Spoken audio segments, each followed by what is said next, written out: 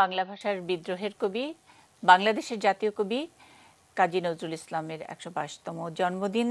কবি প্রণামে আজকে আমরা বিদ্রোহী কবিতার শতবর্ষ উদযাপন করব এবং সেই উদযাপনটি হবে আলাপচারিতায়। শতবর্ষে যেই কবিতা গেল তার সৃষ্টির কথা এবং তার পরতে পরতে কি শক্তি কিশোর, এমন একটা সময় আমরা এই আলোচনাটা করছি যখন বাংলাদেশ ৫০-এ। এই রকম মণিকাঞ্চন যোগ সবার ভাগ্যে, সব দেশের ভাগ্যে হয় না। বাংলাদেশের জাতীয় কবি যে নামে, যে অভিধায় বিশ্বে পরিচিত, সেই বিদ্রোহী ১০০ এবং বাংলাদেশের ৫০। কবি প্রণামে আমাদের আজকের শ্রদ্ধা বিদ্রোহী নিয়ে। যাদেরকে পেয়েছি আজকের এই আয়োজনে কথা বলবার জন্যে আমাদের সঙ্গে যুক্ত আছেন, আগে একটু পরিচয় করিয়ে দিচ্ছি। সুদূর কুমিল্লা থেকে একজন সম্মানিত গুরুজন আমাদের সঙ্গে যুক্ত হয়েছেন।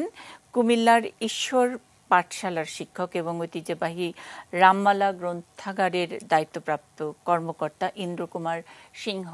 বয়স ১০০-র কাছাকাছি এবং তিনি যে গ্রন্থাগারের দায়িত্বে আছেন সেখানে অনেক দুষ্প্রাপ্য জিনিস, বাংলাদেশের সাহিত্যের, বাংলাদেশের ইতিহাসের অনেক জিনিস সংরক্ষিত।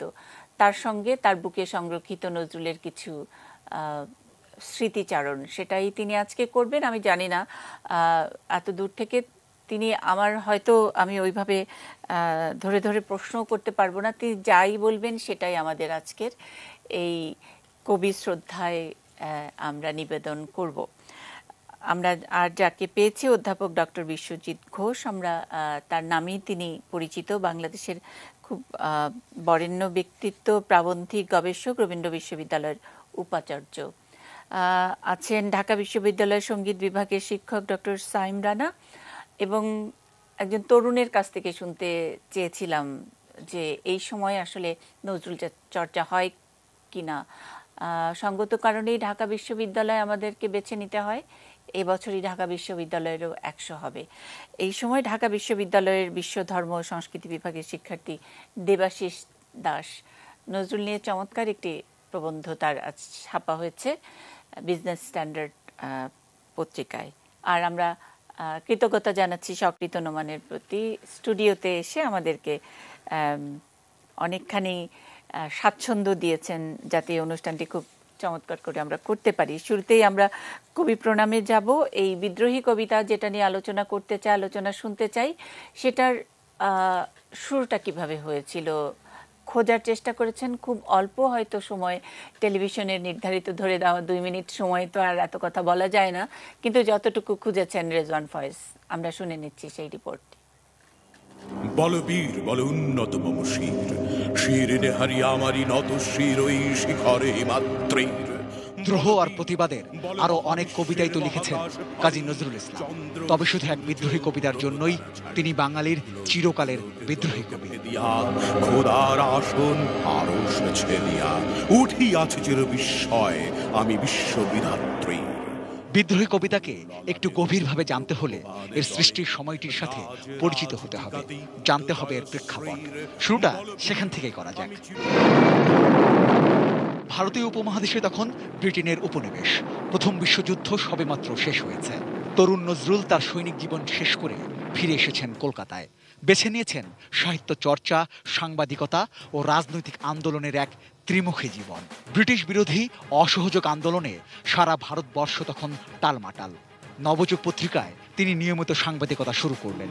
একই সাথে ব্রিটিশ বিরোধী আন্দোলনেও সক্রিয়ভাবে জড়িয়ে পড়েন নজরুল ইসলাম। দুনিয়া কাঁপানো আরেকটি বড় ঘটনা কবি মনে তখন দারুণভাবে দাগ কেটেছিল, রুশ বিপ্লব। এমন এক উত্তাল সময়ে ১৯২১ সালের ডিসেম্বর মাসে নজরুল রচনা করেন তার কালোজয়ী কবিতা বিদ্রোহী। কাজী নজরুল ইসলাম তখন মাত্র ২২ বছরের যুবক। বল বীর বল মহাবিশ্বের মহাকাশ ফাড়ি, চন্দ্র সূর্য গ্রহ তারা ছাড়ি, গোলক দুলক গোলক ভেদিয়া খোদার আসন আরশ ছেলিয়া উঠিয়াছে চির বিস্ময় আমি বিশ্ববিধাত্রী।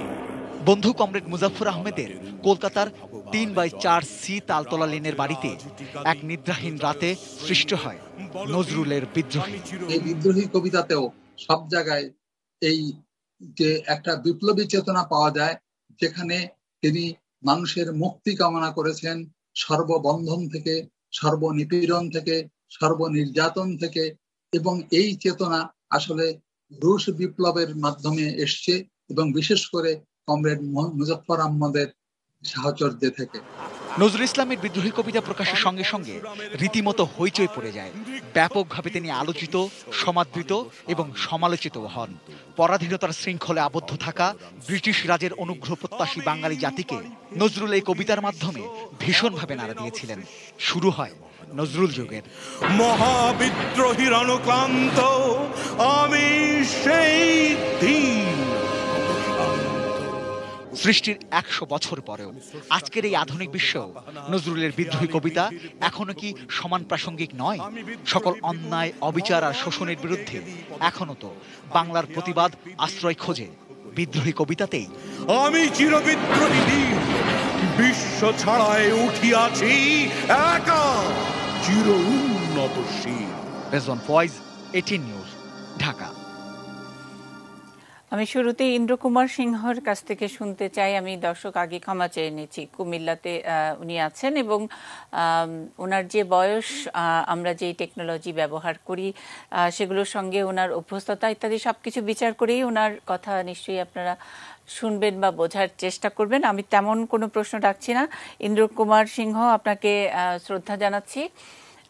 আজকে আমরা কবি প্রণামে বিদ্রোহী কবিতার প্রাসঙ্গিকতাটুকুই আলোচনা করব, কিন্তু আপনি আপনার পাঠ, আপনার শ্রুতি, আপনি ওখান থেকে বয়োজ্যেষ্ঠদের কাছ থেকে নজরুল সম্পর্কে যেগুলো শুনেছেন এবং আপনার নিজের খোঁজ, সেখান থেকে নিজের বোধ থেকে যদি আজকে এই সময়ে বাংলাদেশ যখন 50 আর বিদ্রোহী যখন 100, তাই সেই সময়ে কবি নজরুলকে কিভাবে স্মরণ করবেন?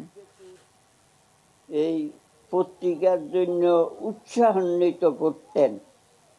এই আমাদের এইখানে এই নজরুল ছাড়াও আমাদের এই কুমিল্লাতে বিশ্বকবি রবীন্দ্রনাথ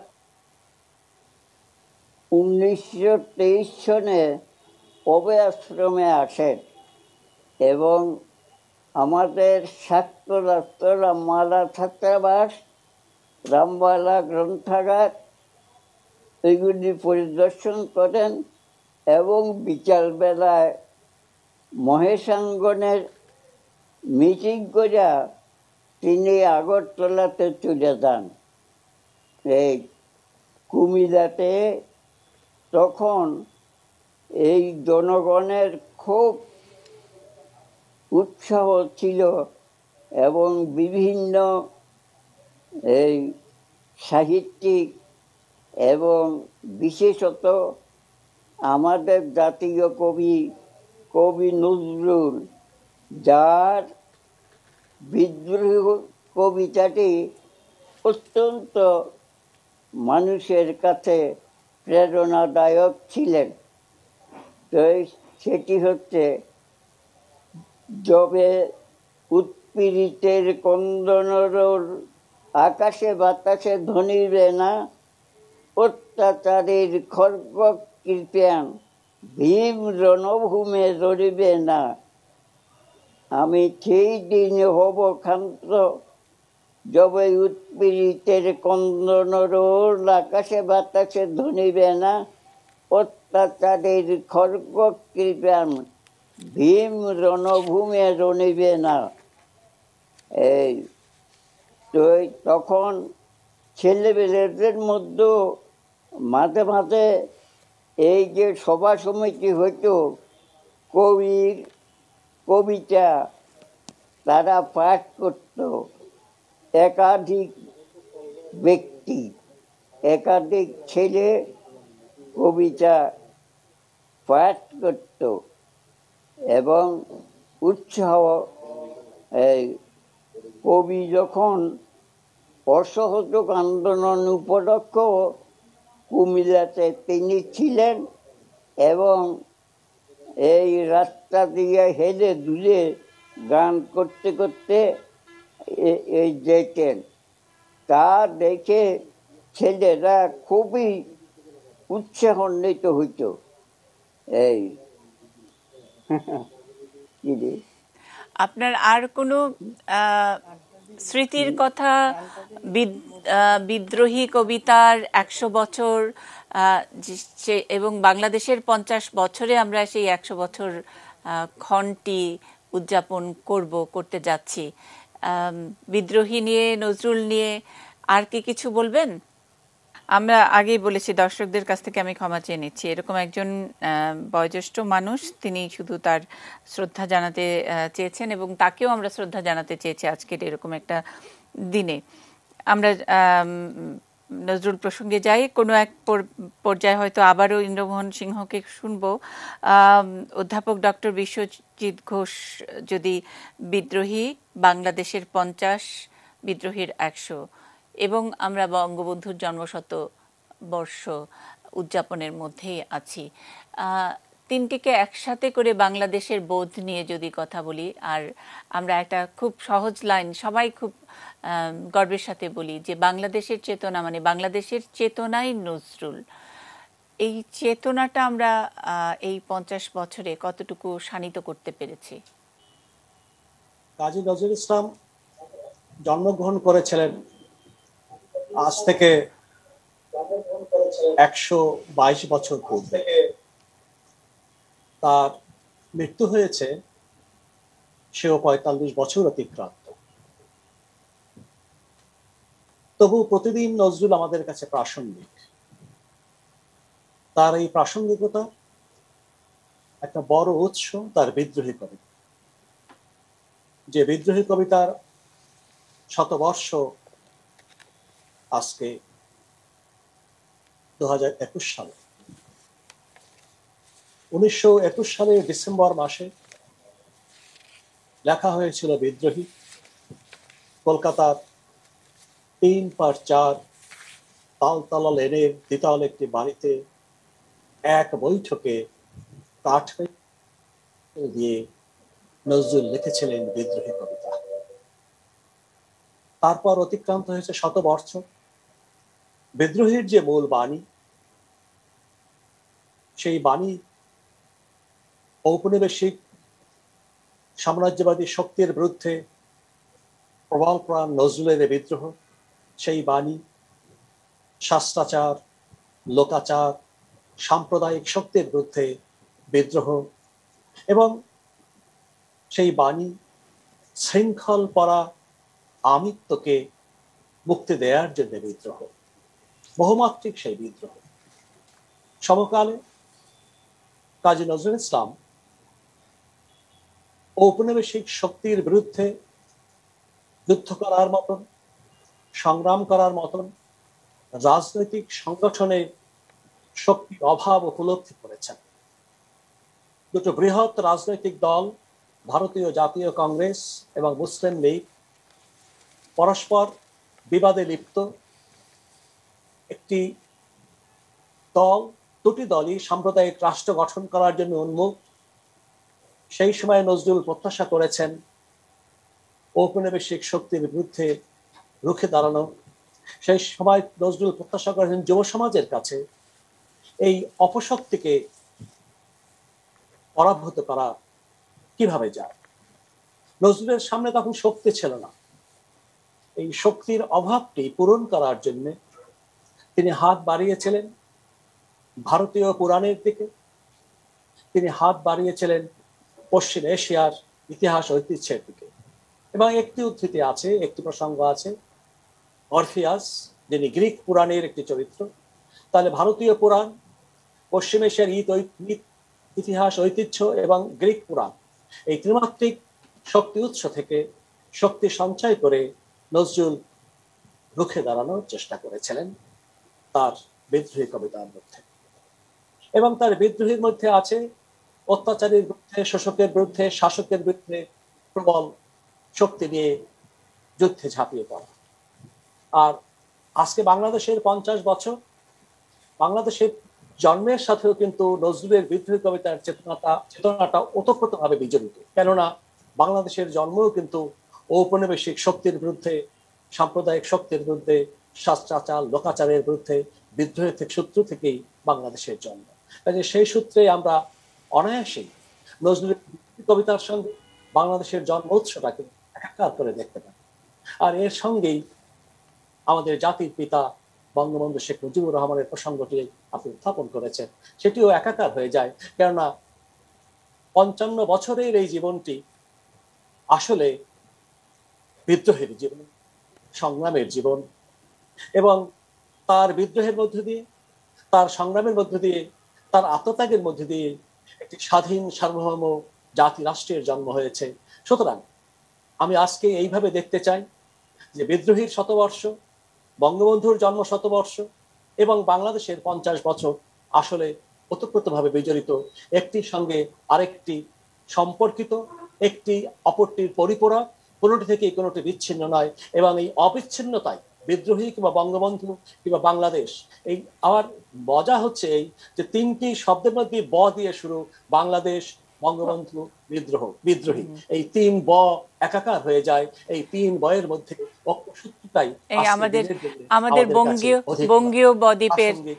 বঙ্গীয় বদ্বীপের যে দর্শন পাওয়া যাবে। জি স্যার, আবার যেটাকে বলা হয় যে চেতনায়, মানে যেই চেতনার কথা আমরা বলি, বাংলাদেশের চেতনা অসাম্প্রদায়িক চেতনা। কবির নামের আগে বিদ্রোহী বলা হয়, প্রেমের বলা হয়, দ্রোহ ইত্যাদি নানান কিছু বলা হয়, আবার বলা হয় অসাম্প্রদায়িকতার কবি। আসলে বাংলাদেশের উদ্ভবটাও তো এই চেতনা থেকেই হয়েছিল, নজরুলের ওই দর্শন থেকে। তিনি নিজে জীবনেও করেছিলেন, লিখেও করেছেন, তার সকল কর্মকাণ্ড দিয়ে তিনি এটা বোঝানোর চেষ্টা করেছিলেন। সেই অসাম্প্রদায়িক বাংলাদেশের সুবর্ণ জয়ন্তী, আমরা সেই চেতনায় কতটুকু আমরা সেই চেতনার প্রতি আমরা সুবিচার রেখেছি, এটাও আজকে আমরা কবির জন্মদিনে একটু আলোচনায় রাখতে চাই। খুব ছোট্ট করে যদি স্যার দু একটি লাইন চেতনা সম্পর্কে বলেন, আমি অন্য আলোচকদের কাছে যাব অন্য এই কবিতারই অন্য প্রসঙ্গ ধরে। আমি বিষয়টা বলি, এটা আজকের দিনে খুব জরুরি একটা বিষয় আপনি উত্থাপন করেছেন। আসলে আমাদের বুঝে নেওয়া দরকার যে কাজী নজরুল ইসলাম কিংবা মীর মশাররফ হোসেন কিংবা কায়কোবাদ যা পেরেছেন, অন্য হিন্দু ধর্মাবলম্বী কবিরা কেন সেটি পারেননি, এই জায়গাটিকে আমাদের বুঝে নেওয়া দরকার। সহজ কথা এই যে বাঙালি হিন্দুর উত্তরাধিকার একটি, তার উত্তরাধিকার ভারতীয় উত্তরাধিকার। ভারতবর্ষের যা কিছু আছে বাঙালি হিন্দুর তাই মালিকানা তার, কিন্তু বাঙালি মুসলমানের উত্তরাধিকার দুটি। জন্মসূত্রে ভারতবর্ষের তিনি মালিকানা, আবার ধর্মসূত্রে তিনি পশ্চিম এশিয়ার ইতিহাস ঐতিহ্যের মালিক। সুতরাং রাধাকৃষ্ণ কিংবা শিব দুর্গা যেমন নজরুলের কবিতায় চলে আসে, তেমনি ইব্রাহিম, হজরত মোহাম্মদ কিংবা আবু বকর, ওসমান, ওমর আলী হায়দার অনায়াসে তার কবিতার মধ্যে এসে দাঁড়িয়ে যায়। এই যে দুই উত্তরাধিকারের ব্যাপকতা, এই ব্যাপকতা নজরুল বুঝেছিলেন, ধারণ করেছিলেন এবং অসাম্প্রদায়িক চেতনা বিকাশে সেটি মুখ্য ভূমিকা পালন করেছেন। কাজী নজরুল ইসলাম কিংবা যে কোনো কবি, কোনো কবিকেই আমি সাম্প্রদায়িক বলবো না, কবিরা কখনো সাম্প্রদায়িক হতে পারেন না, কিন্তু কাজী নজরুল ইসলামই বাংলা ভাষার প্রথম এবং শেষ অসাম্প্রদায়িক কবি। এত বড় অসাম্প্রদায়িক কবি বাংলা সাহিত্যে আর কখনো আসেনি। এবং কান্ডারি হুঁশিয়ার কবিতার কথাটি আমরা মনে করব যে হিন্দুরা ওরা বুঝতেই বই জিজ্ঞাসা কোনজন, কান্ডারি বলো ডুবেছে মানুষ সন্তান মোর মার। এই কাজী নজরুল ইসলাম একটি প্রবন্ধে বলেছেন, আমি হিন্দুর জন্য আসিনি, আমি মুসলমানের জন্য আসিনি, আমি এসেছি মানুষের জন্য। এই নজরুলকে আমরা বুঝতে পারিনি, এই নজরুলকে আমরা খণ্ডিতভাবে বিবেচনা করেছি। আজকে বাংলাদেশ না পৃথিবী জুড়ে ধর্মের নামে অন্য মানুষকে হত্যা করা হয়, দেশকে রাষ্ট্রের উপরে রাষ্ট্র বোমাবর্ষণ করে এবং সেক্ষেত্রে ধর্মই প্রাধান্য বিস্তার করে মনে হচ্ছে, ধর্মটাকে ব্যবহার করা হয়। অথচ কাজী নজরুল ইসলাম এই ধর্মকে ধারণ করি তিনি মানব ধর্মে উত্তরণের আহ্বান জানিয়েছিলেন এবং মানুষ নামক কবিতার মধ্য দিয়ে তিনি বলার চেষ্টা করেছিলেন যে মানুষের চেয়ে পৃথিবীতে বড় কিছু নয়। কাজেই আজকে বাংলাদেশ শুধু নয়, পৃথিবী জুড়ে অসাম্প্রদায়িক চেতনা বিকাশের জন্য, গণতান্ত্রিক মানবিক একটি সব সমাজ প্রতিষ্ঠার জন্য নজরুল ইসলাম আমাদের কাছে অধিক মাত্রায় প্রাসঙ্গিক। অনেক ধন্যবাদ স্যার। রাত 10টার খবরের জন্য একটু বিরতি নিচ্ছি। মানুষের চেয়ে বড় কিছু নাই, নহে কিছু মহিয়ান, এই চেতনাই আসলে বাংলাদেশের চেতনা। এই চেতনার নাম, এই লাইনটি যদি ছোট্ট করে এক শব্দে বলি, তার নাম নজরুল। আমরা তার প্রতি, জাতীয় কবির প্রতি আমাদের শ্রদ্ধা জানাচ্ছি। আজকের এই অনুষ্ঠান থেকে একটা ছোট্ট বিরতির পরে বাকি আলোচকরা কথা বলবেন।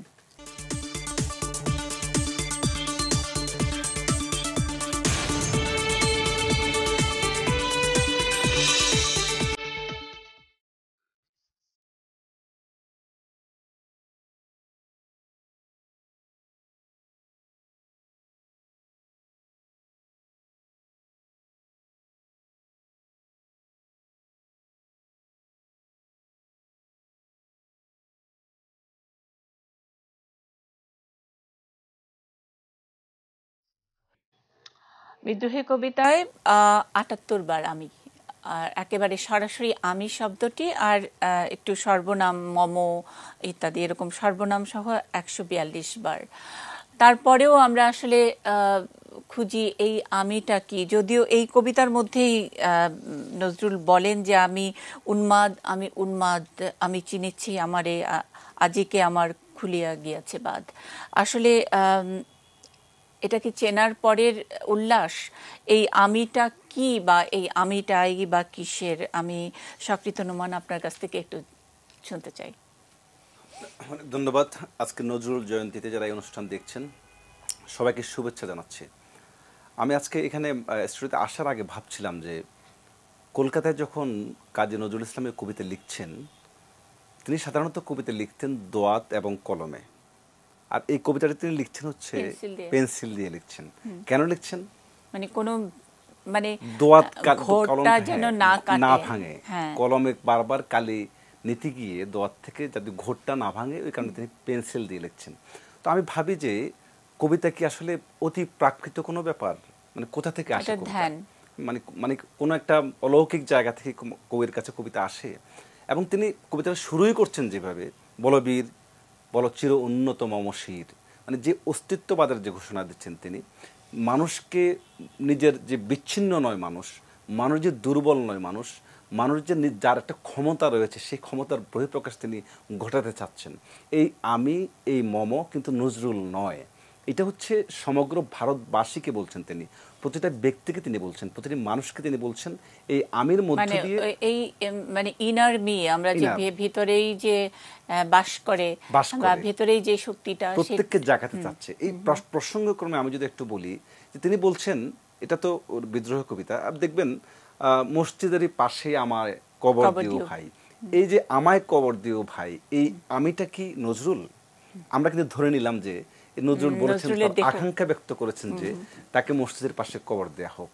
ব্যাপারটা কিন্তু তা নয়। আসলে একজন কবি যখন আমি ব্যবহার করেন কবিতায়, সে আমিটা কিন্তু সার্বজনীন আমি, প্রত্যেক ব্যক্তির আমি। শুধু কবিকে যদি এখানে লাগানো হয় যে কবি বলেছেন সেটা ভুল। কিন্তু আমি খুবই বিশ্বাসের সঙ্গে খেয়াল করি, নজরুলের মতো একজন অসাম্প্রদায়িক মানুষ যিনি একই সঙ্গে বলছেন যে তার পুত্রের নাম কৃষ্ণ মোহাম্মদ, এই যুগে আজকে নজরুলের ১২২তম জন্মদিনে বা ১২২ বছর পরে এসে এটা কিন্তু চিন্তাও করা যায় না যে কোনো মুসলিম পরিবারে যে তার নাম কৃষ্ণ মোহাম্মদ রাখবে। হয়তো আছে কোনো উদার ফ্যামিলি আছে, তারা সমাজের তোয়াক্কা করে না, কিন্তু আমরা সমাজটাকে পিছিয়ে গেছে, তার প্রমাণ হচ্ছে এটা। আমরা এটা রাখার সাহস করছি না। যে নজরুল একই সঙ্গে বলছে যে মম এক হাতে বাঁকা বাঁশের বাঁশরি, আর হাতে রণতুর্য। বাঁকা বাঁশের বাঁশরি কি শ্রীকৃষ্ণ, রণতুর্য শ্রীকৃষ্ণ যখন আবার মহাভারতে সমরবিদ হিসেবে আবির্ভূত হচ্ছেন, যেটাকে মিলাচ্ছেন। কিন্তু আবার একই সঙ্গে তিনি মুসলমানদের জন্য তিনি গজল লিখছেন, হামদ নাত লিখছেন, আবার হিন্দুদের জন্য শ্যামা সঙ্গীত লিখছেন। সে নজরুলকে, অসাম্প্রদায়িক নজরুলকে যখন আমরা একটি মসজিদের পাশে দেখতে পাই, তাহলে আমার প্রশ্ন থেকে যায়, তাহলে কি পাশে একটি মন্দির প্রয়োজন ছিল না? তিনি তো হিন্দু মুসলমানের ঐক্যের কথা বলেছেন। সে ঐক্যটা কখন তিনি বলেছেন? যখন ভারতের সরকার, ব্রিটিশ সরকার ডিভাইড অ্যান্ড রোল পলিসি গ্রহণ করেছে, জাতিকে বিভক্ত করে দেওয়ার পলিসি গ্রহণ করেছে। হিন্দু এবং মুসলমানকে, মুসলমানের মধ্যেও, হিন্দুদের মধ্যেও, বিভিন্ন জাতপাতের মধ্য দিয়ে, মুসলমানদের মধ্য দিয়ে, উপসম্প্রদায়ের মধ্য দিয়ে একটা জাতিকে ডিভাইড ভাগ করে দেওয়ার যে পলিসি গ্রহণ করেছে সেটা নজরুল বুঝতে পেরেছিলেন। সে বোঝার জায়গা থেকে তিনি বলছেন যে মানুষের চেয়ে বড় কিছু নাই, নহে কিছু মহিয়ান। মানুষকে বিভাজন করে কখনো মানুষের ঐক্য নষ্ট করা যাবে না। একই সঙ্গে আপনি দেখবেন যে তিনি যে অসাম্প্রদায়িকতা, যে কথা আমি বলেছি, যে বিদ্রোহী কবিতাতে শুধুমাত্র আমরা যদি ধরি, তিনি বলছেন তার বারবার কবিতার মধ্যে বলছেন যে এই হিন্দু পুরাণের যে ব্যবহার বা ভারতীয় পুরাণের যে ব্যবহার, এটা আমরা দেখতে পাই। এই যে দেখেন, আপনা ছাড়া করি না কাহারে কর্নিশ বর্জ্য, আমি ঈশান বিশানে ওঙ্কার, ইসরাফিলের সিঙ্গার মহাহুঙ্কার, পিনাক পানির ডমরু ত্রিশূল ধর্মরাজের দণ্ড, চক্র মহাশঙ্খ আমি প্রণব নাদ প্রচণ্ড। এই যে বলছেন তিনি ইসরাফিল, তিনি কিন্তু ভারতবর্ষকে ছাড়িয়ে সেমিটিক মিথে চলে গেলেন, আরবে চলে গেলেন তিনি। ইসরাফিল একটা গুরুত্বপূর্ণ মিথোলজি কিন্তু সেমিটিক আরবে। আবার এখানে ডম্বরের কথা বলছেন, আবার একটু শিবের ডম্বরের কথা বলছেন। আবার একটু পরে বলছেন যে তিনি খেপা দুর্বাসার কথা বলছেন, যে খেপা দুর্বাসা কে? এত ক্ষিপ্ত একজন মুনি আমাদের ভারতবর্ষে আছেন, কথায় কথায় মানুষকে অভিশাপ দেন, এবং শিবকে পর্যন্ত তিনি অভিশাপ দিয়ে ফেলেছিলেন একবার। তো তার মানে বিদ্রোহ কবিতা যখন আমরা পড়তে যাই, তখন আমাদের প্রতি লাইনে লাইনে আমাদের কিন্তু ইতিহাস, মিথোলজি, পুরাণ সবকিছু ছড়িয়ে রয়েছে। আমার খুব কৌতূহল যে আসলে এই কবিতাটা কি আসলে গুপ্ত ভাষা, মানে এটাও তো কবিদের একটা কি বলে যে কৌশল থাকে, যে প্রতিটা শব্দে একটা করে একটা কিছুর ইতিহাস, একটা কিছুর বিজ্ঞান, ইতিহাস, স্পিরিচুয়ালিজম, সবকিছুই একটা একটা করে শব্দ দিয়ে মনে হচ্ছে যেন যে কোন একজন যে ধান বিছানো হয় না, কোন এক কৃষক হাতে ধান নিয়ে জ্বালা লাগানোর জন্য ধান বিছাচ্ছে। সেই ধানের মধ্যে ইতিহাস রয়েছে, সেই ধানের মধ্যে সংস্কৃতি রয়েছে, সেই ধানের মধ্যে ধর্ম রয়েছে, হিন্দু ধর্ম, মুসলিম ধর্ম। ওদিকে স্যার বলেছেন একটু আগে ঐতিহাসের কথা বলছে, এবং আমরা বলি যে মানুষের ইতিহাস, মানুষের ইতিহাসের কথা বলছে। চণ্ডীদাস যে কথা বলেছেন যে সবার উপরে মানুষ সত্য, তাহার উপরে নাই, নজরুল সে কথার প্রতিধ্বনিত করছেন, মানুষের চেয়ে বড় কিছু নাই, নহে কিছু মহিয়ান। আপনি যদি প্রতিটা লাইন কোনো ছাত্রকে যদি পড়তে দেওয়া হয় বিদ্রোহ কবিতাটা, সে কিন্তু স্বাভাবিকভাবে সে বুঝবে না, কিন্তু তাকে ইতিহাসের আশ্রয় নিতে হবে। তাকে গোলক কি, বিষ্ণুর যে গোলক, তাকে সেটা বুঝতে হবে, ব্রহ্মাকে তাকে সেটা বুঝতে হবে, ভৃগুকে তাকে বুঝতে হবে। আমি ভগবান বুকে এঁকে দেই পদচিহ্ন। ভৃগু কখন পদচিহ্ন আঁকছিলেন শ্রী বিষ্ণুর বুকের মধ্যে, যখন বিষ্ণুকে পরীক্ষা করতে দেওয়া হলো যে শিব বড়, মহেশ্বর বড়, ব্রহ্মা বড় নাকি বিষ্ণু বড়, তখন কিন্তু বিষ্ণুর বুকে তিনি আঘাত করেছিলেন। বিষ্ণু বলেছেন যে আপনি কি আপনার পায়ে ব্যথা পেয়েছেন? বিষ্ণু কিন্তু উল্টা সেবা শুরু করেছেন। ওইটা কিন্তু ভারতবর্ষের শিক্ষা, কিন্তু আমাদের এই মিথোলজির শিক্ষা, ভারতবর্ষের শিক্ষা, যে আমাকে আহত করলো তাকে আমি পাল্টা আহত করছি না, তাকে আমি প্রেম দিচ্ছি, তাকে আমি সেবা দিচ্ছি। কিন্তু এই যে আপনি যেটা বলেছেন যে আমাদের যে আধ্যাত্মিকতা, যেটা ভারতবর্ষের, সে আধ্যাত্মিকতা ধারণ করছে বিদ্রোহী কবিতা, একই সঙ্গে সংস্কৃতিকে ধারণ করছে বিদ্রোহী কবিতা। আমরা যদি নজরুলকে অসাম্প্রদায়িক জায়গায় প্রতিষ্ঠা করতে চাই, এখনো পর্যন্ত স্বাধীনতার 50 বছরে দাঁড়িয়ে আমাদের সবচেয়ে বড় অস্ত্র ছিল কিন্তু নজরুল। কিন্তু আমরা নজরুলকে ব্যবহার করতে পারতাম, রাস্তায় রাস্তায় নজরুলের বাণীগুলো আমরা টাঙিয়ে দিতে পারতাম, বিলবোর্ডে টাঙিয়ে দিতে পারতাম, ট্রেনে আমরা নজরুলের কবিতা, আজকে নজরুলের 100তম বিদ্রোহ কবিতা রচনাকাল, আজকে আমরা কি পারতাম না সারা দেশের ট্রেনগুলোর মধ্যে আমরা বিদ্রোহ কবিতা বাজাতে? বাসে বাসে, রাস্তার মোড়ে মোড়ে, কলকাতা যখন আমি যাই, কবিতা আবৃত্তি হয়, গান আবৃত্তি হয়, ট্রাফিক সিগন্যালের মধ্যে, আমরা কি পারতাম না? প্রত্যেকটা স্টেশনে নাম ওরকম খুব, এবং গান বাজতে থাকে। তো আমরা বলছি নজরুলকে জাতীয় কবি, তো জাতীয় কবির সেই প্রতিফলনটা কোথায়? আমাদের রাষ্ট্রীয় উদ্যোগ আছে কি হচ্ছে? কতগুলো সেমিনার সিম্পোজিয়ামের মধ্যে দিয়ে নজরুল জয়ন্তী পালন, ওই সেমিনার সিম্পোজিয়ামের বাণী শেষ পর্যন্ত মানুষের কাছে পৌঁছানা। মানুষের কাছে যদি পৌঁছাতে হয় রাষ্ট্রীয় উদ্যোগে, এই যে বললাম, যখন রাস্তার মোড়ে বিদ্রোহ কবিতা বলবীর চির উন্নতম মশির, তখন এটা বাঁচতে থাকবে, একজন তরুণ কৌতূহলী হয়ে জানতে চাইবে কে এই নজরুল। রাইট, আমরা যে বলছি যে শতবর্ষ বিদ্রোহীর কবিতার শতবর্ষ, আপনারা গবেষকরা একরকম করে এই শতবর্ষে বিদ্রোহীকে উন্মোচন করবেন। আমরা যারা সাধারণ, আমরা যারা বাঙালি, আমরা যারা নজরুলের চেতনার কি বলবো যে উত্তরসূরি বা পূর্বসূরি, যারা এই বাংলার এই ভূখণ্ডের, তারা তো এই কবিতাটি আসলে কি বলবো একেবারে বুকে ধারণ করার কথা। কেন নয় একসঙ্গে হাজার কণ্ঠে বিদ্রোহীর আবৃত্তি বা বিদ্রোহীর পাঠ। যতদিন আমরা এটিএন নিউজের একটি কার্যক্রম আমরা শুরুই করলাম আজকে বিদ্রোহী কবির আজকের এই জন্মদিনের দিনটিতে বিদ্রোহীর 100 বছরের এই সময়টাকে ধরে রাখবার জন্যে কবিতা মুখস্থ করে আসলে পুরস্কার নিতে হবে। এটা কোনো বয়সের আমরা সীমা রেখা রাখিনি, এবং যেহেতু একটি লম্বা কবিতা, তারাই সাহস করে যারা কবিতাটি মুখস্থ করবেন আমাদের সঙ্গে যোগাযোগ করবেন, এবং আকর্ষণীয় পুরস্কার থাকবে। এটা আমাদের বছরব্যাপী আয়োজন। আমি আরও শুনবো, আপনি যোগ করবেন আমি জানি, অনেক কিছু নোট করছিলেন। সায়েম রানার কাছে যাওয়ার আগে আমার সহকর্মী সাদাত হাবিবি সেতু এই কিসের কি কেন আমি ইত্যাদি এই আমিগুলো গুনে বেছে তার মতো করে একটু খোঁজার চেষ্টা করেছেন। আমি রিপোর্টটি দেখে যেতে চাই এই বিদ্রোহী কবিতার চল আসলে কেমন করে এই বদ্বীপের মানুষদের ভিতরে ঢুকে যায়, এত সব পুরাণ ইতিহাস, সেই চলটা নিয়ে বিশ্লেষণ শুনবো সায়েম রানার কাছে। সাদাত হাবিবি সেতুর রিপোর্টটা দেখে আসছি।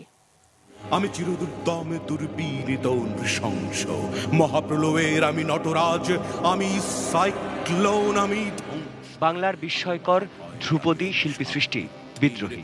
আমি দুর্বার, আমি ভেঙে করি সব চুরমার, আমি অনিয়ম শৃঙ্খল, আমি তুলে যাই। কবিতাটিতে নজরুল মানুষ আর প্রতিভার নানা বৈশিষ্ট্য গাথা, যেমন কবির বাকভঙ্গিমা, অলঙ্করণ জ্ঞান, অসাম্প্রদায়িক বিশ্বমানবিক চেতনা, তেমনি ভাষার ব্যবহারে বিদেশি শব্দের সফল প্রয়োগ তার সৃজনের অতুলনীয় মুনশিয়ানা প্রকাশ করে। আমি বিদ্রোহী, আমি বিদ্রোহী, সুত বিশ্ববিধাত্রী। বিদ্রোহী কবিতায় আমি শব্দটি সরাসরি ব্যবহৃত হয়েছে ৭৮ বার, কিন্তু আশ্চর্য হচ্ছে এই আমির বারবার ব্যবহার কবিতাটির গতিময়তা আর আভিজাত্যের কোনো ক্ষয় করেনি, বরং শ্রীবৃদ্ধি করেছে। আমিত্ববোধক সমার্থ শব্দ অন্তত ১৪২টি আছে। অন্তত শব্দটি এই কারণে বললাম যে নজরুলের একাধিক চরণ এখন আর নেই, প্রথম পাঠে ছিল, এখন নেই এই কারণে।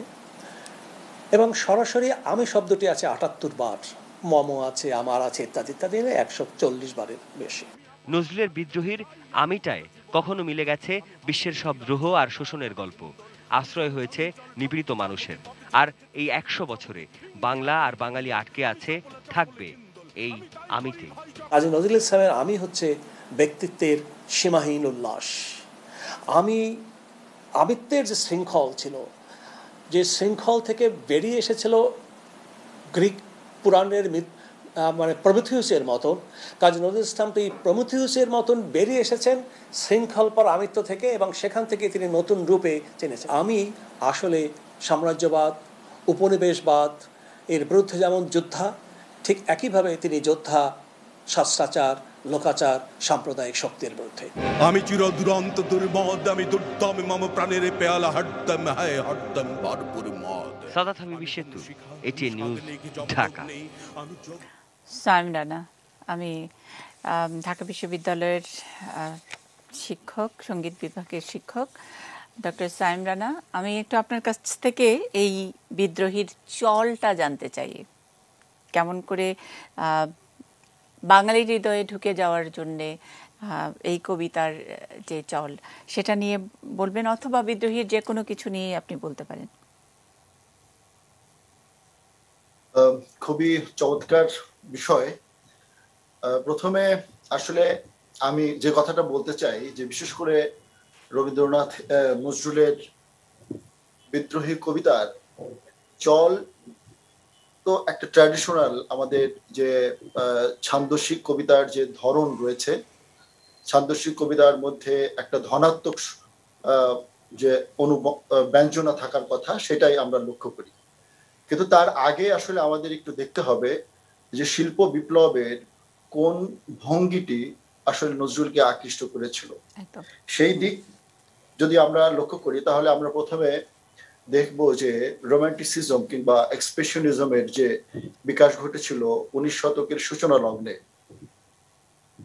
তখন যেমন ওয়াল্ট হুইটম্যানের একটা কবিতার একটা লাইন আমি বলতে চাই। তিনি বলছেন যে I celebrate my self, I sing in my self.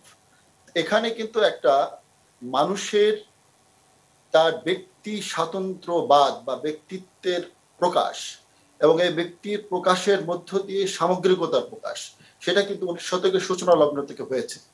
এবং এই রোমান্টিসিজমের যে চেতনা, সেই চেতনার মধ্যেই কিন্তু মানে সেই ক্লাসিসিজম কিংবা নিউ ক্লাসিসিজমকে ভেঙে বের হয়ে এসে সাধারণ মানুষের জীবনের যে গল্প এবং তার নিজের ভেতর থেকে উঠে আসা যে চিন্তা, মুক্তির যে বারতা, সেটাকেই মানুষের মাঝে পৌঁছে দেওয়ার চেষ্টা করা, এটাই কিন্তু আসলে হুইটম্যানের কবিতার ভিতর থেকে সূচনা ঘটেছে। এবং তারপরে দেখা যাচ্ছে যে প্রায় মানে স্যার ওয়াল্টার স্কটের কথা আসবে, ওয়ার্ডসওয়ার্থের কথা আসবে, রবীন্দ্রনাথের কথা আসবে, এমনকি নজরুলে এসে আমরা সেই আমিত্বের কথাটা আসবে যে নজরুলের বিদ্রোহী কবিতার ভিতরে এত আমি কেন। আবার এই কথাটিও বলা যাবে যে এই আমি কি আসলে এক আমি? এখানে প্রত্যেকেই আমাদের আলোচক বৃন্দ যারা আছেন তারা কিন্তু ব্যাখ্যা কিছুটা দিয়েও ফেলেছেন, আসলে এখানে প্রত্যেকটা আমি কিন্তু আলাদা। একজন উন্মাদ আমি, একজন ঈশ্বর, একজন ভগবান বুকে এঁকে দেয়া পদচিহ্নধারী সেই ব্যক্তি, একজন বিশ্ব খুঁড়ে দুলক ভুলক গোলক ভেদিয়া সেই মহাবিশ্বয় এর জায়গায় পৌঁছে যাওয়া, হ্যাঁ সেই আমি প্রত্যেককে আলাদা। আবার পরিশেষে এসে যখন বলা হচ্ছে যে উৎপীড়িতের ক্রন্দন রোল আকাশে বাতাসে ধনিবে না, অত্যাচারীর খড়গ কৃপান ভীম রণভূমে রণিবে না, আমি সেই দিন হব শান্ত। এই যে নজরুলের শেষ কথা কিন্তু এখানে একদম কবিতার শেষে এসে উনি কিন্তু এই কথাটা বলছেন এবং ততক্ষণে তিনি থামবেন না। তার মানে এটা কি?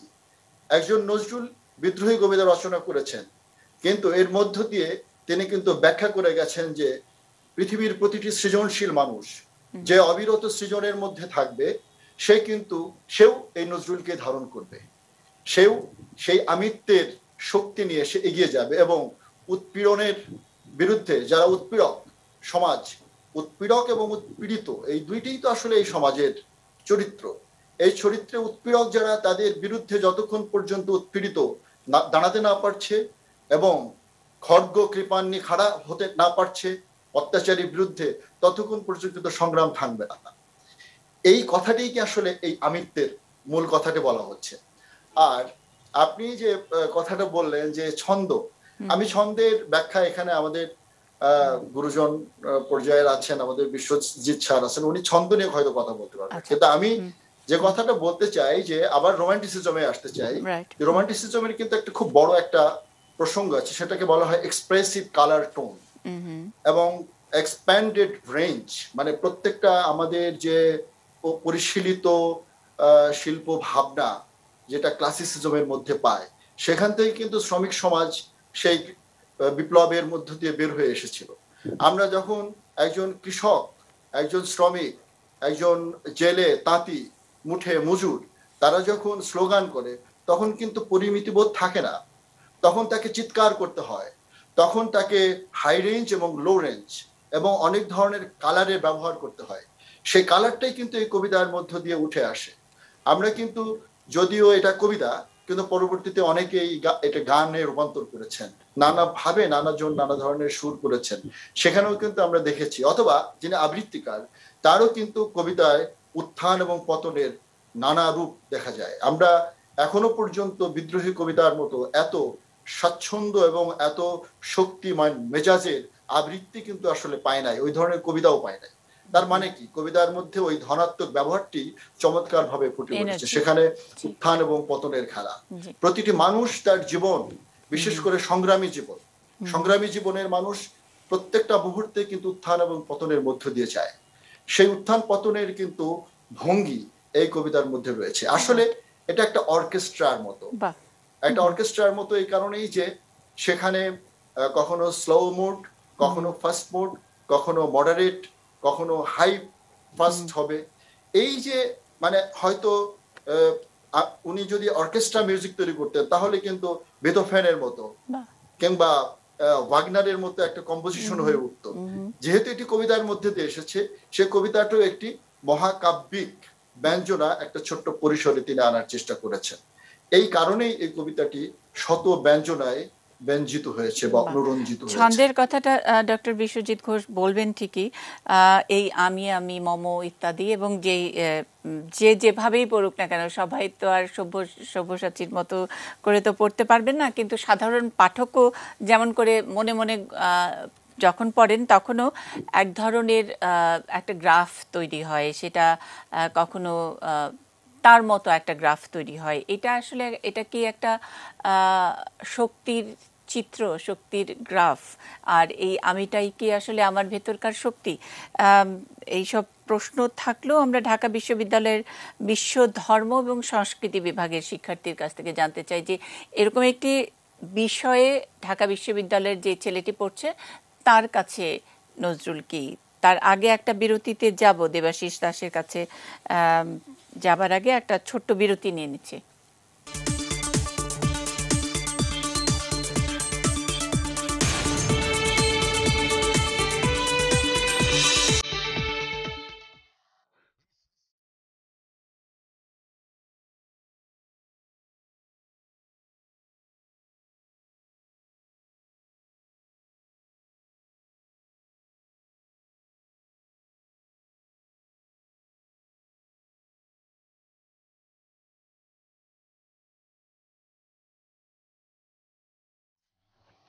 বাংলাদেশের 50-এ বিদ্রোহীর 100 জাতীয় কবির জন্মদিনে আমাদের শ্রদ্ধা, এবং এই শিরোনামেই আমাদের আজকের অনুষ্ঠান চলছে। দেবাশিস দাসের কাছে যাব। বিরতিতে যাবার আগে যারা দেখছিলেন আরও একবার মনে করিয়ে দিই, ঢাকা বিশ্ববিদ্যালয়ের বিশ্ব ধর্ম ও সংস্কৃতি বিভাগের শিক্ষার্থী আমরা। এই সময়কার একজন ছাত্রের কাছে এই বিভাগে ঢাকা বিশ্ববিদ্যালয়ে যখন 100 বছর পূর্ণ করবে এই 2021-এ, নজরুল কেমন, নজরুল কিভাবে আসে, আমি তার যদি একটু ব্যাখ্যা শুনতে চাই, সঙ্গে যদি বিদ্রোহীর প্রসঙ্গটিও আসে। দেবাশিস দাস কি যোগ করবেন? অশেষ ধন্যবাদ। আমি এখানে আসলে কনিষ্ঠতম সদস্য। আমি এখানে শ্রদ্ধাভাজন আমার শিক্ষকরা আছেন, আমি তাদেরকে শ্রদ্ধা জানাই। আমি আসলে এই যুগের একজন সাধারণ প্রতিনিধি হিসেবে আমি আমার মনের কথাগুলো ব্যক্ত করতে চাই, সেটা নজরুল সম্পর্কিত। সেটা হচ্ছে আমি নজরুল নিয়ে লেখার চিন্তা করি, যেমন আজকে একটা লেখা বেরিয়েছে দ্য বিজনেস স্ট্যান্ডার্ডে। সেটা হচ্ছে এই কয়েক মাস আগে এই শাল্লা নাসিরনগরে যে একটা হামলা হলো, আবার এই কয়েকদিন আগে আবার এক ধরনের সাইবার বুলিং হলো দেশের কোনো জনপ্রিয় অভিনেতার টাইম লাইনে, ফেসবুকে বা সোশ্যাল মিডিয়াতে। এবং তার সূত্র ধরে যদি বলতে চাই, বলা যায় যে এটা আসলে ওই ধর্মীয় বিভেদ থেকেই এই ধরনের বিদ্বেষ ছড়ানো হয়। তো আমার তখন মাথায় আসলো যে কিভাবে এটা নজরুলের সাথে প্রাসঙ্গিক করা যায়, কারণ নজরুল সারা জীবন যুদ্ধ করেছেন যে কিভাবে একটা এই ধরনের অসাম্প্রদায়িকতা এবং তার যে এই মহানুভবতা এবং তার যে প্রকাশ, সেটা নিয়ে কিন্তু তিনি সারা জীবন যুদ্ধ করেছেন। এবং এই যে কিছু গুরুত্বপূর্ণ ঘটনা, এবং শ্রদ্ধেয় বিশ্বজিৎ ঘোষ স্যার একটু টাচ করে গেছেন, যেটা হচ্ছে রিলিজিয়াস ভায়োলেন্স। তো আমার মূলত লেখাটা ছিল এটার উপরেই। তো যার কারণে আমি এখন বলতেছি যে আসলে নজরুলকে বুঝতে হবে আমাদের এই 100 বছর পরেও তার লেখা কতটুকু প্রাসঙ্গিক। একটা লেখা হয়তো তিনি 100 বছর আগে লিখে গেছেন, কিন্তু আমরা কিন্তু অনুভব করতে পারি যে তার লেখা খুবই প্রাসঙ্গিক আজকাল প্রেক্ষিতে। কারণ আমি মনে প্রাণে যদি বিশ্বাস করি যে আজকে যদি তারা নজরুলের আদর্শ ফলো করতো, নজরুল আদর্শ অনুসরণ করতো, তারা হয়তো অন্য কোনো সম্প্রদায়ের উপর এইভাবে আঘাত করতে পারতো না, শুধুমাত্র কারণ তাদের এক ধরনের অজ্ঞতার অভাব। নজরুল কিন্তু তার সময়েও নানা ধরনের তিরস্কারের শিকার হয়েছেন, অবজ্ঞার শিকার হয়েছেন সাম্প্রদায়িকতার। তাকে কখনো কাফের বলা হয়েছে, তাকে কখনো জওয়ান বলা হয়েছে, মানে যারা প্রতিক্রিয়াশীল গোষ্ঠী থেকে, কিন্তু তারপরেও কিন্তু তিনি দমে যাননি। তিনি তাদের সম্পর্কে বলেছেন যারা এই ধর্মীয় বিষয়টাকে কেন্দ্র করে ধর্মকে ডিফেম করে, ইনফ্যাক্ট মানে ধর্মের বদনাম করতেছে তারা, এবং ধর্মের একটা রাজনৈতিক ব্যবহার আমি তাদের মধ্যে দেখতে পারি। তো নজরুল তাদের সম্পর্কে বলেছেন তারা কিন্তু কেউ প্রাইভেট সেক্রেটারি না ঈশ্বরের। আবার তিনি বলেছেন যে তাদের এই যে কার্যক্রিয়া এটা এক সময় শেষ হবে, তার দীর্ঘ আকাঙ্ক্ষা প্রকাশিত হয়েছে। যেমন তিনি বলেছেন যে তারা আসলে ধর্মের সত্যটাকে উপলব্ধি করতে পারেননি, তারা ধর্মের অ্যালকোহল পান করেছেন।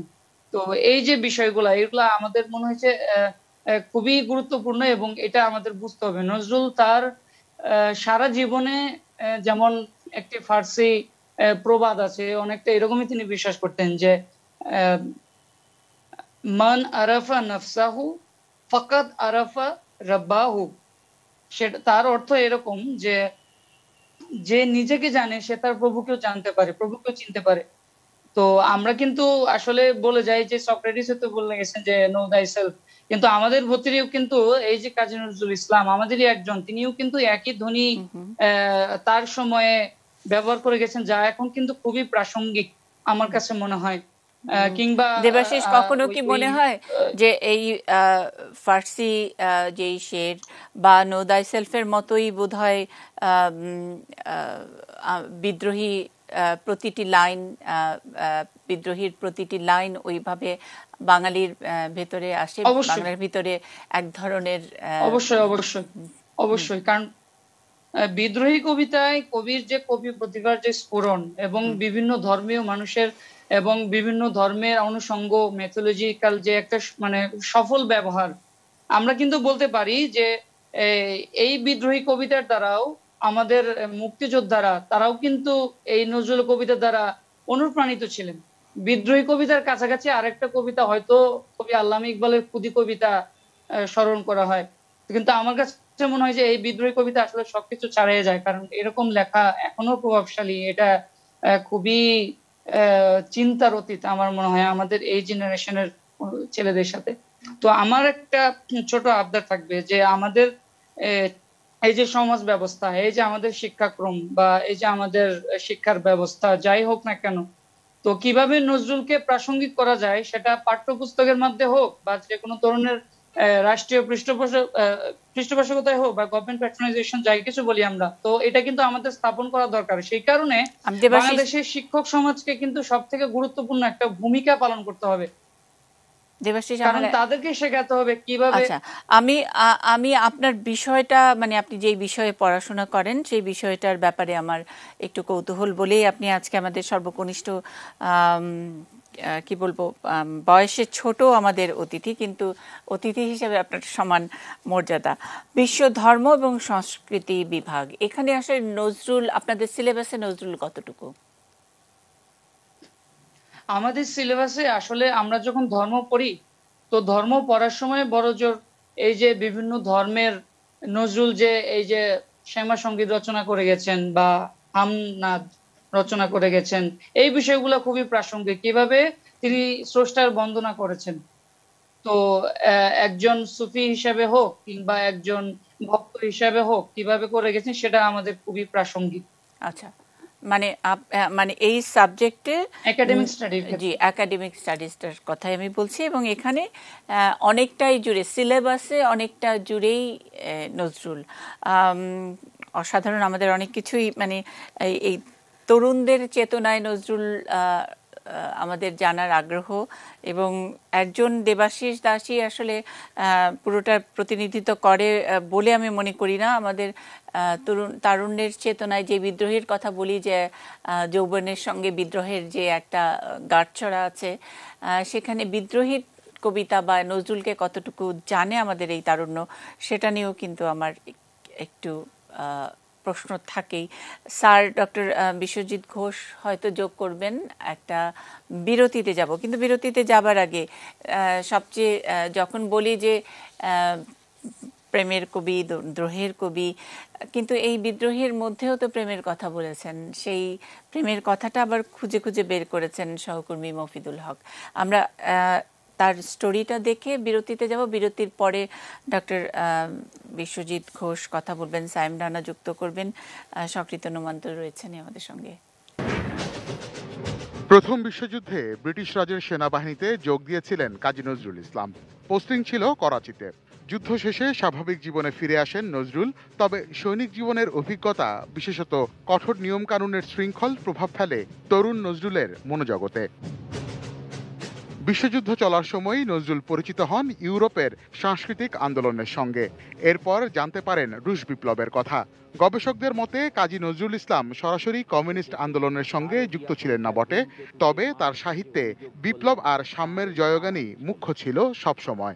প্রথম বিশ্বযুদ্ধ হয়ে যাওয়ায় মানুষের মূল্যবোধের পরিবর্তন হয়েছে।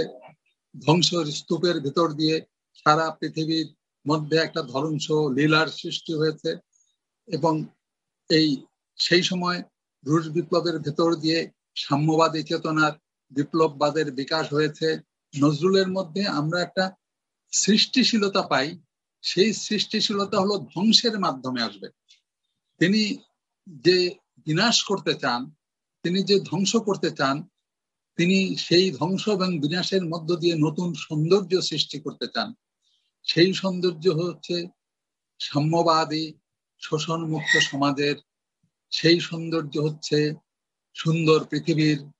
সুন্দর পৃথিবীর মধ্যে মানুষের এইরকম একটি ভাব তার এই বিদ্রোহী কবিতার মধ্যে আমরা লক্ষ্য করি। তরুণ বয়সে লেখা বিদ্রোহী কবিতায় নজরুল দেখিয়েছেন কোমল প্রেমিক হৃদয়েও কিভাবে দুর্বিনীত হয়ে ওঠে। তিনি লিখেছেন, মম এক হাতে বাঁকা বাঁশের বাঁশরি, আর হাতে রণতুর্য। এক হাতে তিনি বাঁশি বাজাচ্ছেন, আর এক হাতে তিনি বিদ্রোহের দামামা বাজাচ্ছেন।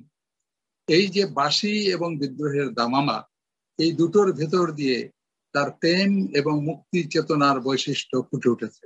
এর মধ্যে যে আবেগ আছে, যে রোমান্টিকতা আছে, সেই রোমান্টিকতা তার অন্যান্য পরবর্তী কাব্য জীবনের বহু কবিতায় পাওয়া যায়।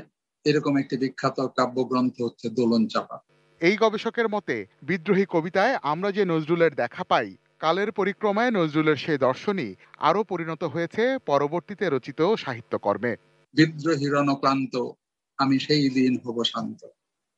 এই বিদ্রোহের চেতনা আমরা তার পরবর্তীকালে কাব্যগ্রন্থ অগ্নিবীণা, যেই অগ্নিবীণায় এই বিদ্রোহী কবিতাটি সংকলিত হয়েছে, সাম্যবাদী কবিতা ইত্যাদিতে আমরা এগুলি অনুভব করতে পারি এই চেতনা। বলবীর বল উন্নত মম শির, শির নেহারি আমারি নত শির, ওই শিখর হিমাদ্রি। Mofidul Topu, ATN News, Dhaka.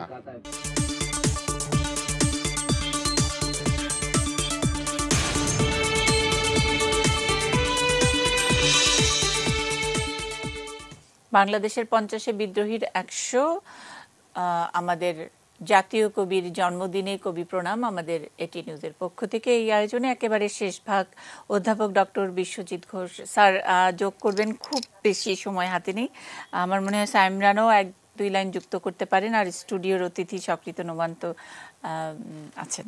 Sir খুব ছোট্ট করে শেষ মন্তব্য, একজনের প্রত্যেকের কাছ থেকে একটু করে মন্তব্য নেই। একটা কথাই বলি, কাজী নজরুল ইসলামের যে বিদ্রোহী, সেই বিদ্রোহীর মধ্যে কিন্তু দুজন মানুষ আছে, একজন পুরোহিত আর একজন শিষ্য। পুরোহিত তার শিষ্যকে ডেকে বলছেন, বলবীর বল চিরোন্নত মমশীর। শিষ্য কিন্তু এখনো কিছু বলেনি, পুরোহিত তাকে বলতে বলছে। বলতে বলতে কবিতা এমন হয়ে গেল যে পুরোহিত হারিয়ে গেল, শিষ্যই প্রাধান্য বিস্তার করে। আমাদের দেশে তেমনি পুরোহিত আছেন কাজী নজরুল ইসলাম, আমাদের তেমনি পুরোহিত আছেন বঙ্গবন্ধু শেখ মুজিবুর রহমান, আমাদের তেমনি পুরোহিত আছেন রবীন্দ্রনাথ ঠাকুর। তারা আমাদের ডাক দেন, বলবীর চিরোন্নত মমশীর। আমাদের তরুণ সমাজ সেই ডাকে সাড়া দেবে এবং ডাকে সাড়া দিয়ে একটি গণতান্ত্রিক অসাম্প্রদায়িক মানবিক বাংলাদেশ গড়বে। এই আমার আকাঙ্ক্ষা, এই আমার স্বপ্ন। অনেক ধন্যবাদ স্যার। ডক্টর সাইম রানা খুব ছোট্ট করে। হ্যাঁ, আমি যুক্ত করতে চাই এই কথার সাথেই। আসলে নজরুল তার সমকালে বিদ্রোহী কবিতা লিখেছেন কোন পরিস্থিতি বা বাস্তবতার মধ্য দিয়ে, সেই বাস্তবতা আমরা না পড়লে বুঝবো না যে এই কবিতা কেন এত তেজস্বী হয়ে উঠলো। আসলে সেই সময় কিন্তু প্রথম বিশ্বযুদ্ধের ডামাডোল এবং তার পাশাপাশি ব্রিটিশ বিদ্রোহ সহ সাঁওতাল বিদ্রোহ, মুন্ডা বিদ্রোহ, নানা ধরনের পরিস্থিতির মোকাবেলার সময় একজন এরকম তেজস্বী পুরুষের বিদ্রোহ করা ছাড়া কোনো উপায়ন্তর ছিল না। প্রত্যেকেই আসলে সেই সময় বিদ্রোহী ছিল সেই সময়ে, কিন্তু নজরুল ছিলেন সক্রিয় এবং সুস্পষ্টভাবে ব্রিটিশদের বিপক্ষে স্বাধীনতা ঘোষণার প্রথম ব্যক্তি। এটি আসলে তার ক্ষেত্রে সবচেয়ে বড় ব্যাপার। আর আপনি একটু আগে বললেন যে বিদ্রোহের মধ্যে প্রেমও রয়েছে। এই প্রেমটি আসলে কিরকম? একটি একটা পরিণত প্রেমের কিন্তু একটা ব্যাখ্যা আছে। বিশেষ করে এক্সপ্রেশনিজমের অবস্থান থেকে আমরা দেখি যে লাভ, গ্রিফ অ্যান্ড এজিটেশন, অর্থাৎ প্রথমে ভালোবেসে পতিত হওয়া, তারপরে সেখান থেকে বিচ্ছেদ এবং প্রচন্ড মনোকষ্ট, বেদনা, সে বেচ্চ, এবং তার পরবর্তীতে আবার সেখান থেকে উতরে উঠে নিজেকে আবার পুনরায় দাঁড় করানো। এটাই কিন্তু আসলে 19 শতকের মানে সাহিত্য আন্দোলনের প্রধান কিন্তু ব্যাখ্যা। সে কারণেই এখানে প্রেম রয়েছে, কিন্তু পরিণত রূপের সে ব্যাখ্যাগুলো লাভ, গ্রিফ অ্যান্ড এজিটেশন, এই তিনটির সমন্বয়। এছাড়া কিন্তু প্রেম পূর্ণতা পায় না। আমাদের বাংলা গানের ক্ষেত্রেও দেখেছি যে বিরহ এবং প্রেম রয়ে গেছে, কিন্তু এই বিরহ থেকে উতরে ওঠার যে প্রক্রিয়া, সে প্রক্রিয়া কিন্তু রবীন্দ্রনাথের পরবর্তীতে নজরুলে এসে আরো বেশি পূর্ণতা। অনেক ধন্যবাদ। শেষ লাইন সক্রিয় নোমান, আপনার কথা দিয়ে আজকের অনুষ্ঠান না হয় শেষ হোক। কবি প্রণাম আমাদের এখান থেকেই আমি বিদায় নিয়ে নিচ্ছি দর্শকদের কাছ থেকে। শেষ লাইনটি যুক্ত করবেন সক্রিয় নোমান, কথা সাহিত্যিক। পৃথিবীটাকে বদলে দেন হচ্ছে তরুণরা। আসলে তরুণরাই সব সময় সময়কে বদলে দেন, ইতিহাসকে বদলে দেন। এই বিদ্রোহ কবিতা হচ্ছে তরুণদের কবিতা। এই কবিতা তরুণদের যেমন বিদ্রোহ করার ব্যাপার থাকে, আবার প্রেম করার ব্যাপারও থাকে, কিন্তু তরুণরাই প্রেমে পড়ে, বয়োবৃদ্ধরা প্রেমে পড়ে না। এই কবিতা সেই কারণেই যতদিন তারুণ্য থাকবে পৃথিবীতে, বিদ্রোহ কবিতা ততদিন চিরকালীন থাকবে।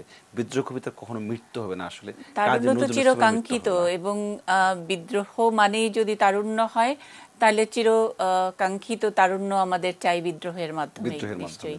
আর যুগে যুগে এই তারুণ্যের চাওয়া, বিদ্রোহের চাওয়া, ভালোবাসার চাওয়া, সেগুলোর জয় হোক আমাদের এই বাংলাদেশে, 50-এর বাংলাদেশে। কবির বিদ্রোহীর 100 বছরের আমরা যে সেলিব্রেশন, যে উদযাপন, সেটার সঙ্গী হতে পারি, সেটার সাক্ষী হতে পারে, নিজেরাও অনেক বেশি মানুষ হিসেবে জন্ম নিয়ে আমরা অনেকখানি গর্বিত মনে করছি। সবাই ভালো থাকবেন, সুস্থ থাকবেন। নিশ্চয়ই দেখা হবে অন্য কোনো আয়োজনে।